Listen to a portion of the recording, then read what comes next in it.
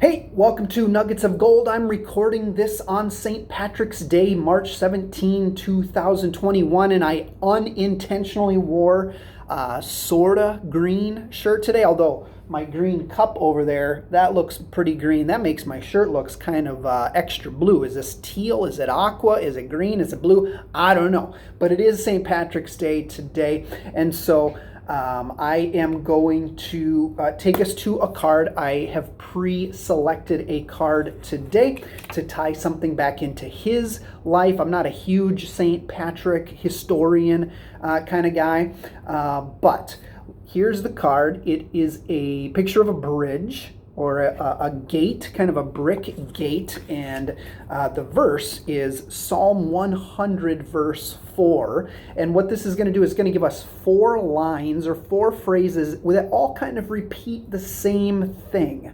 It says this, Psalm 100, verse 4, enter his gates with thanksgiving. Capital H here on the his. Enter his gates. Enter the Lord's gates with thanksgiving. Enter his courts.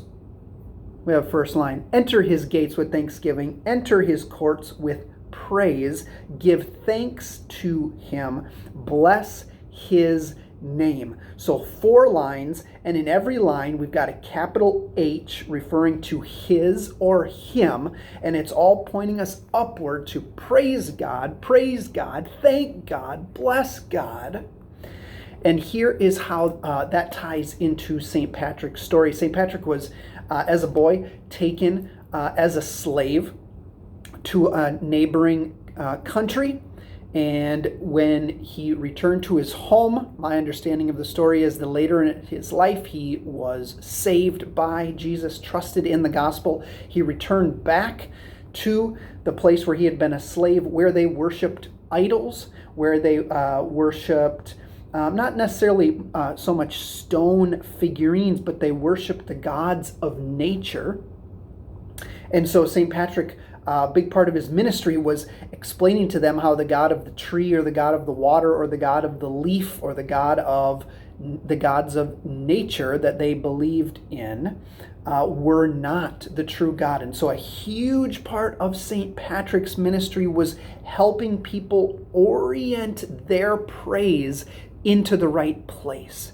He wanted to help them redirect their worship, and that is something that we have to do constantly in our lives as well. God wired us for praise. He wired us for worship. It's not that we either worship God or we just go about our lives and worship nothing. No, we're creatures. We are created to love things, to get passionate about things, to seek our satisfaction in things.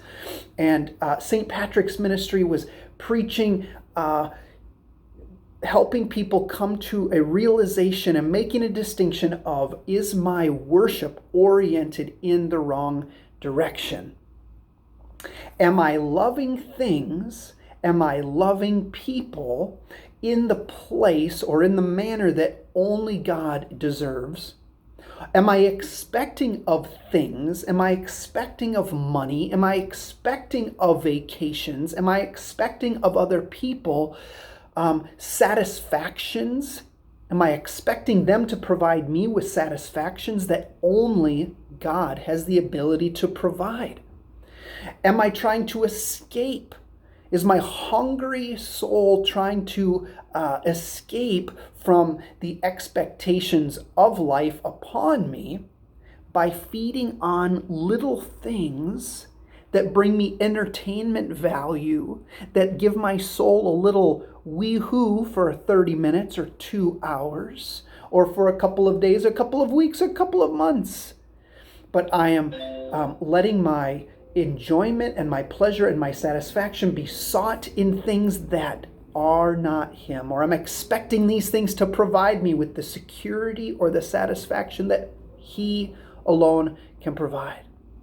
And I want to remind you today, St. Patrick's Day, if you cast your expectations or your worship onto any other thing before the Lord, you will come back disappointed, and you will also come back guilty, because only God is worthy of praise.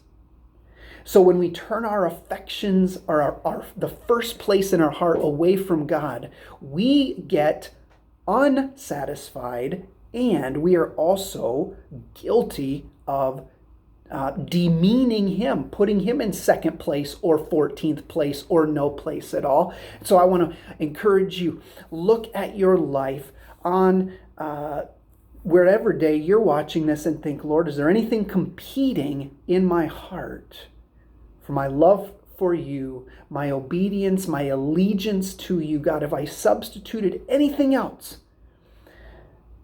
And if there is, say, God, I want to belong to you first. I lay this down. I want to put you first so that I can come back and use these things rightly. My relationships, my money, my time, my TV. I want to use them rightly, which means I need to put you first. Well, that's what we learn from St. Patrick's Day and this call from Psalm 100, verse 4, to enter God's courts with praise, to give him our first worship. We'll see you next time.